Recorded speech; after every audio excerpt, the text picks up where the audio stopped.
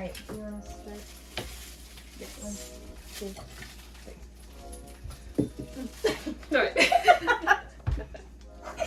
Okay, alright, go ahead. Alright, welcome back to our channel. We are so excited to be here today because we are carving a pumpkin while talking about our series today, or continuing our series, which is the topic of boundaries and dating. Last time we talked about seasons of waiting while you're waiting to either be dating, engaged, or married. And then today we're going to be specifically talking about the boundaries that you should have or may not have in a dating relationship. So without further ado.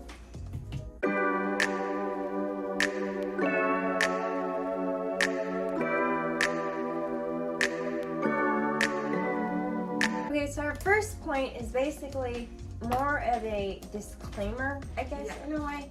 But with boundaries in dating, you know, you have you and then you have your parents. If you live with your parents. If you don't, if you're our age, you're living on your own, I guess parents, I wouldn't say aren't as important. I think you should still talk to your parents, but if you're not living under their roof, you don't go by their rules necessarily, then we'll get to you later. But if you are in your parents' house, then the first thing you should do when you start dating someone is talk to them and be like, okay, what are you okay with? What are you not okay with? And then go from there. And they probably already told you, like, since you were born, like, what you're what they're okay with and what they're not okay with. Yeah, my parents did, but yeah. Mature enough to date, then you should be mature enough to like talk to your parents and see what they're okay with.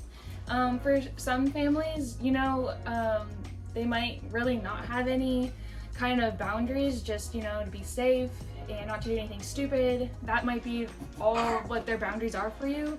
But just being on the same page just kind of sets the tone for a good relationship, because you're showing maturity and you're showing character by doing so. And then once you get that figured out, I guess the point number 2 would just be talking to each other as a couple on what you're okay with. Even though your parents may have boundaries for you, they might not have boundaries for everything. Maybe they're very strict, and maybe some families are a little bit more lenient on stuff. It just really depends on the family situation. We don't know all the family situations. We're just trying to cover everything broadly. But let's say they're a little bit more lenient on stuff, but you and your boyfriend still want to have maybe some boundaries in certain areas because, you know, it's hard. Like, this is so violent. But because you two as a couple know what your weaknesses may be. So for instance, I guess I can just kind of give like a personal example here. So my parents, once, basically Aaron and I turned 18, they didn't really have like too many boundaries. I think it was just kind of like understood not to do certain things. But the main thing that Aaron and I tried to really focus on while dating was not to be in a room alone together. Obviously, there usually isn't anything wrong with that, but it could lead to things, and you just want to like protect yourselves. So that was one thing. So we usually try to make sure, you know, we had one of our siblings in the room or things of that nature, or we were just in a group of people. But trying not to be too alone was like one of our boundaries, and it wasn't given to us by our parents. It was just what we did. So that's kind of an example that y'all could do. Or, I mean, there's so many other things. What are like things that you might? So yeah, we just, oh, hold on. Careful. So yeah, we just think it's just really important whether your family has boundaries and you just want to follow those, or if you yourself just want to make maybe some extra boundaries or just boundaries in general. It's always good because, you know, it's very, I know, okay, my entire life, well, not my entire life, but most of my life as a teenager, I always heard, you know, don't do this, or you shouldn't let this go too far because it can lead to, you know, other things. And I never thought that was true, and I don't know why, because I was like, you know, I'm not gonna do I'm not gonna do that, but it really does. And just take our word for it. I Like mean, when maybe you're not dating the enough. person you're like super attracted to, then yeah, things could happen very easily. Yes. So anyway, we just want to touch on that, and as people have experienced things like that, yeah, just have boundaries. Yeah, That's I would all. have boundaries. And they don't have to be, you know, these extravagant things, but again, just being on the same page with your family, and then talking to each other as a couple, just having that communication. We could link that video above where we talk about communication, but if you're not talking to each other as a couple, then what's the point? So Yeah. basically, make sure, obviously, again, just know what your parents want, know what each other as a couple wants, boundary-wise. Obviously, boundaries can be hard to keep, but it's important. And you'll thank yourselves later if y'all end up getting married. So just keep those things in mind. Just talk to each other, find out what y'all are okay with doing and not okay with doing. Some couples are okay with holding hands, hugging, kissing, and beyond. But yeah, and a lot of couples are probably not going to be okay with a lot of those things. It just depends. Again, we don't know. I'm just kind of going off my own experience here in my head, like what we were okay with and not, and all that kind of stuff. But being on the same page overall definitely helps. So Yeah. okay, so the next thing that we kind of want to mention is what's okay. So what's okay as in what's okay when you're dating, like what to do. So And go ahead. and this is if, well, it might be if you're with your parents and they really don't have any boundaries, or if you are like our age and you're dating someone and you're not really under your parents' house or rule anymore. Sorry, go ahead. Yeah, so when you're not married, you're still technically under your parents, even if you're not really living with them. And that kind of just, that's all going back to like Bible stuff, but I don't have the verses for those, so I'm not gonna guess. But basically, if you're still single but you're dating, it's good to obviously just respect what your parents, what you know your parents would want you to do. So even if you're with your parents, but have the common sense to just respect your parents, but then also respect yourself. So even if you are 25, you've got your big girl job, you're living on your own, it's still important. So it's still important to have boundaries just for those main reasons. But at the end of the day, you gotta use common sense and just realize, okay, I'm an adult, I have a boyfriend, I know what my parents want, I know what I want, and at the end of the day, you kind of just have to go from there. So if you and your boyfriend are okay with holding hands and you feel like your parents would be okay with that, then go ahead, hold hands. Same with kissing. I know people, they want to save kissing for maybe the wedding day. But some people don't. I didn't. So, and Aaron didn't. So that was not like a priority for us. But having sex after marriage was important. So making sure having boundaries set so that wouldn't happen was important for us. Yeah. And like she said, you kind of got to go, obviously, when you're older and you're not necessarily under your parents' roof, you still want to respect them. But if you're on your own, it's a little different. So you got to find a balance of what would my parents want, and then, you know, what am I okay with, and then just pray about it, I would say, and figure out from there what you would want to do. Right. And yeah, going back to the pray about it thing, like that's true too. God should be the center of your relationship. So if something doesn't feel right conviction wise, then I would follow that, because you know, that's important that you let God kind of have control over your relationship. Obviously I think that's important. If you want to have a Christian relationship, then yeah, I would say so. Yeah. If you're okay with kissing, then do you think, you know, just think in your head, okay, would me kissing him, would that lead to other things like sex? obviously. Would that lead to that? Could that lead to would I not be strong enough to stop when I needed to? Do you know what I mean? So just deciphering, is that the right word? Yeah. Deciphering what you would be strong at, and be honest with yourself, you know? Yeah.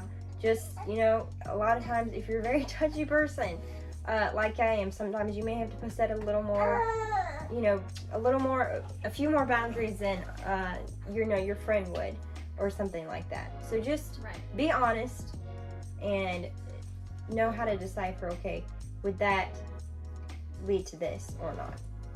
Right. And like, if it does start leading to things that you don't want in your relationship, then you just got to stop it. Yeah. If you don't, and you end up doing stuff in your relationship that you didn't want in the first place, then I would just say that's a red flag, because A, you weren't mature enough and you didn't have the respect for yourself to stop, and then neither did your partner. And you don't want that, because if it could just get stickier and more messy down the road, and you don't want any of that. So yeah, I would just say know what your strong points are and go with that. But if things start getting a little out of hand, know when to stop. Yeah, know when to stop. And it's hard. It really is. It's hard. We're not saying it's easy. Yeah, but pray about it, you know, and then just ask God for strength in that area. Yeah. So a red flag to look for, especially like, let's say you have a boundary and that is just like, you don't want to hold hands in your relationship. Let's just say it's that. Well, your boyfriend keeps pushing that he wants to hold hands. He keeps pushing at it and doesn't respect that you have that boundary.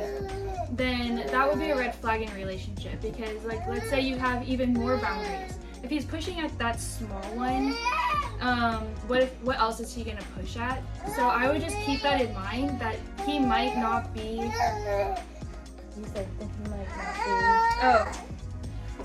Then he might not be the boyfriend that you want to have. But then again,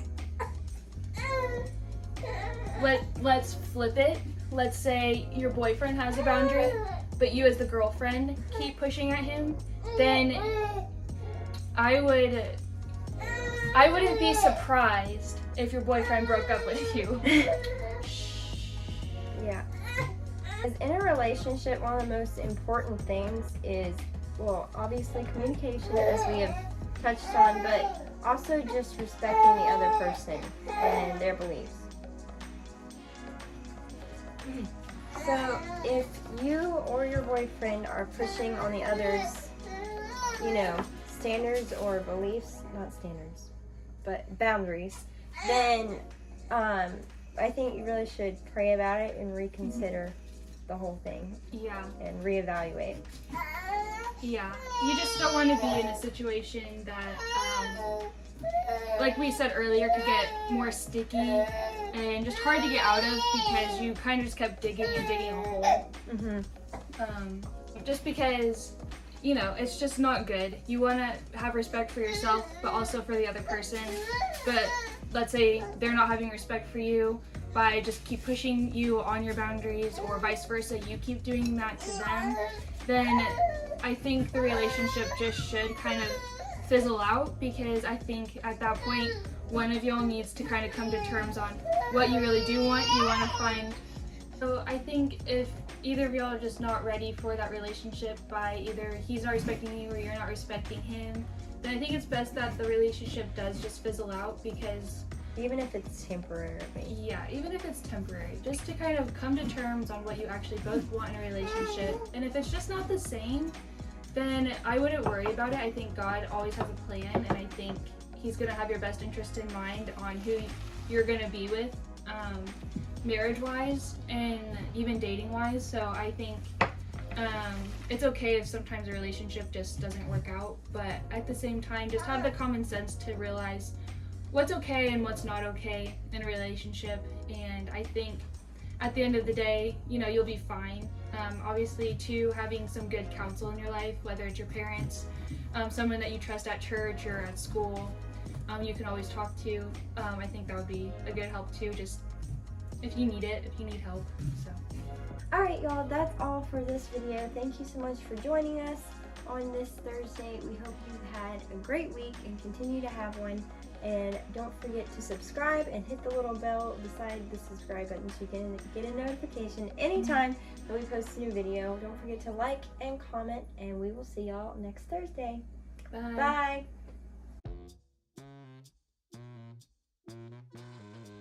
Okay. 1, 2, 3. Oh, no, your head is gonna. You look like a murderer. Something like soft. My knees. That was an intrusive thought. It was an intrusive thought. I didn't. You mean throw? No, it's thought. You know what Oh. an intrusive thought is? Like, No. like when you don't think something through. And Oh, you just like an impulsive. Like an impulsive. Anyway, I don't know. This way. Wait, we're gonna end up on uneven. Wait.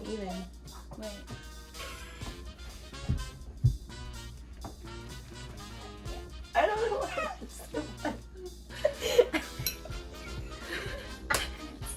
Getting stuck. Okay.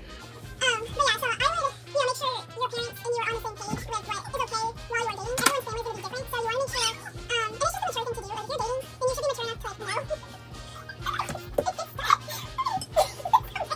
But, like, if you're mature enough to date, then you should be mature enough to, like, talk to your parents and see what they're okay with. For some families, they might really not. It gets stuck.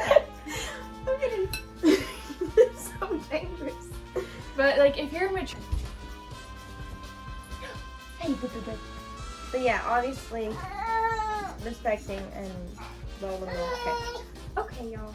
Well, thanks for watching today's video, and this is the end result. Wait, let's we'll get our thumbnail in a minute. Okay.